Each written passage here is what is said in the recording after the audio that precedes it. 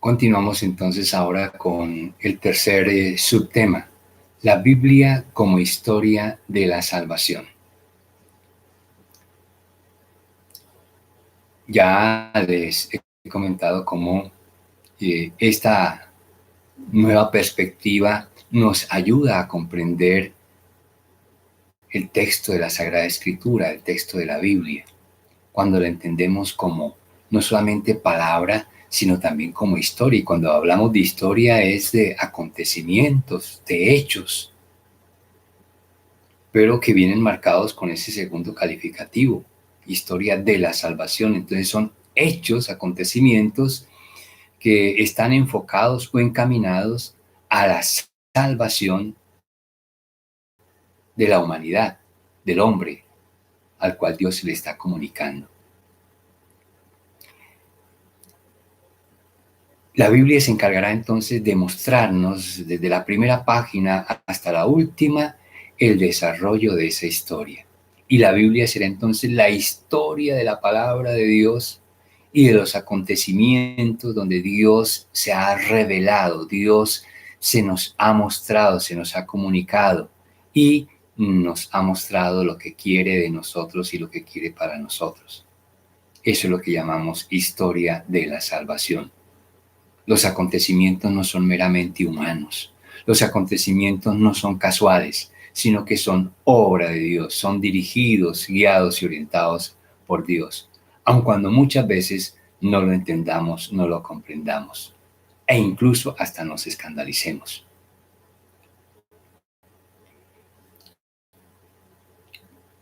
Los invito para que de parte de ustedes lean en el documento de la Dei Verbum. Ya hemos hecho el ejercicio en los dos puntos anteriores, con la Dei Verbum número 12 y luego el número 2.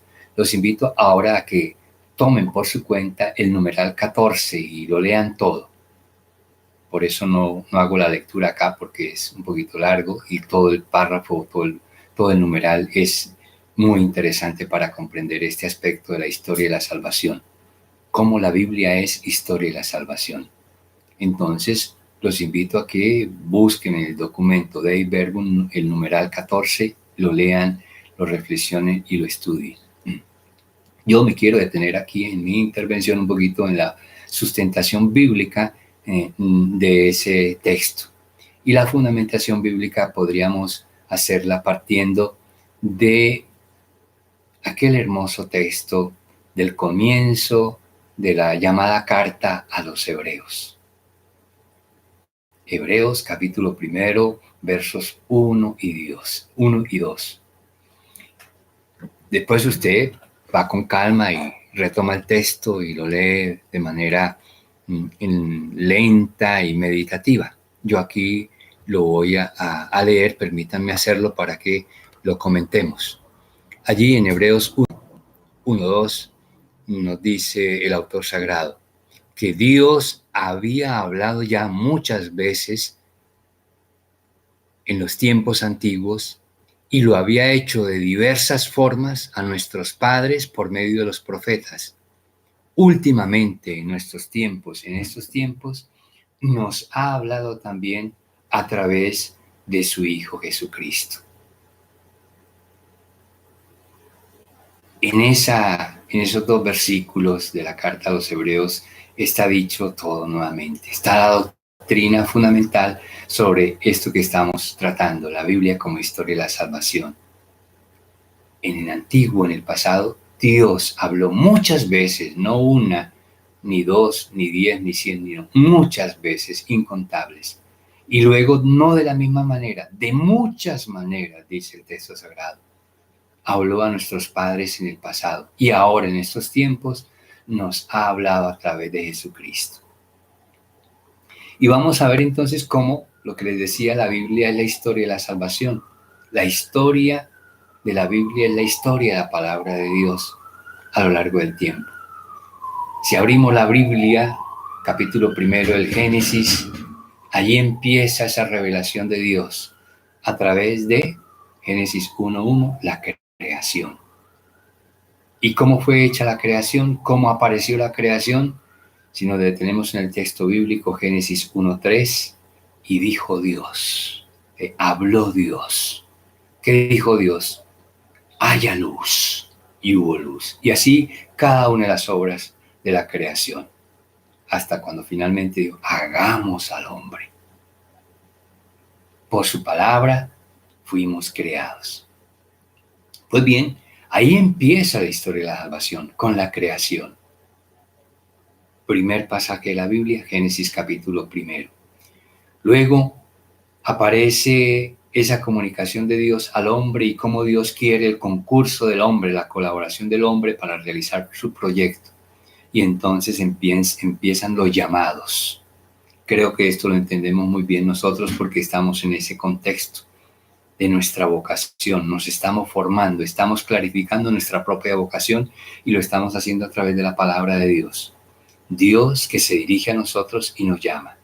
Pues bien, esta historia de los llamados que hoy llamamos vocación empezó con Abraham y eso lo vas a encontrar en el capítulo 12 del Génesis.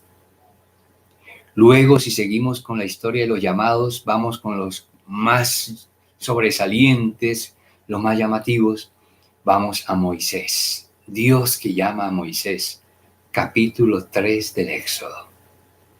Y digo capítulos porque habría que leer todos los versículos para entender bien su historia. Usted lo hace después con detenimiento.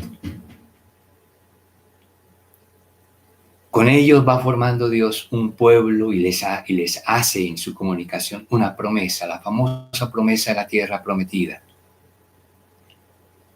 Ese trayecto y esa conquista de la tierra prometida se nos mostrará en el libro de Josué.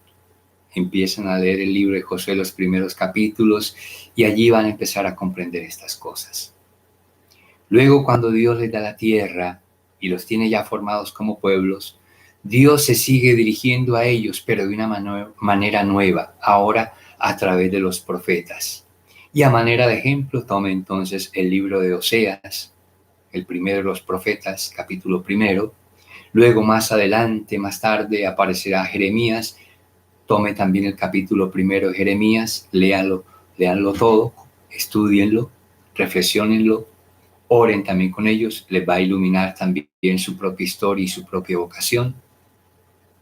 Así hasta cuando dejamos el Antiguo Testamento y caemos en el Nuevo Testamento y encontramos en el Evangelio de San Juan, por ejemplo, en el capítulo 1, conocido como el prólogo de San Juan, o también como el himno a la palabra, precisamente, el himno a la palabra, porque empieza así. En el principio, la creación, existía la palabra, y la palabra estaba junto a Dios, y la palabra era Dios. Todo se hizo por ella, nada de cuanto existe sin el concurso de ella. Todo fue creado por ella. Y luego, si damos el salto al verso 14 de ese capítulo 1 del Evangelio de San Juan, nos dirá San Juan, y esa palabra por la que fue creada el mundo y fuimos creados nosotros, y la palabra se hizo carne y acampó entre nosotros. ¿Qué es eso? Significa la Navidad, la encarnación, Dios que se ha hecho hombre. Su palabra se ha encarnado y ha tomado un rostro humano, y es la persona de Jesús. Y con Jesús se sigue desarrollando toda esa comunicación de Dios, esa comunicación de Dios que llegará a formar luego un nuevo pueblo con un nuevo nombre, ya no Israel, sino la Iglesia.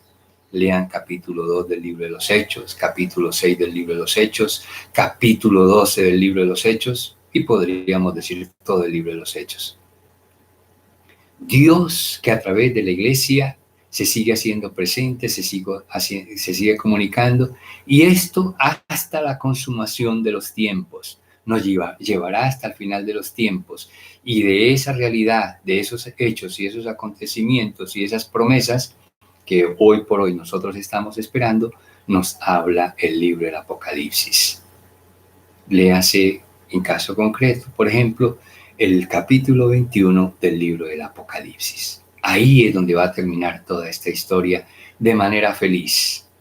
A pesar de todo lo que vamos viviendo a través del tiempo, situaciones duras, situaciones críticas, terribles, oscuras, tenebrosas, catastróficas, pero ahí es donde tenemos que descubrir precisamente la presencia de Dios y sabernos fortalecidos por su palabra, que sigue guiando, que sigue conduciendo la historia. Y en este momento a través de su iglesia, de Iglesia Católica. Este es el sentido entonces de este temita, la Biblia como historia de la salvación, que viene enriquecida con los textos bíblicos y con el texto del Magisterio Eclesiástico Dei Verbum número 14.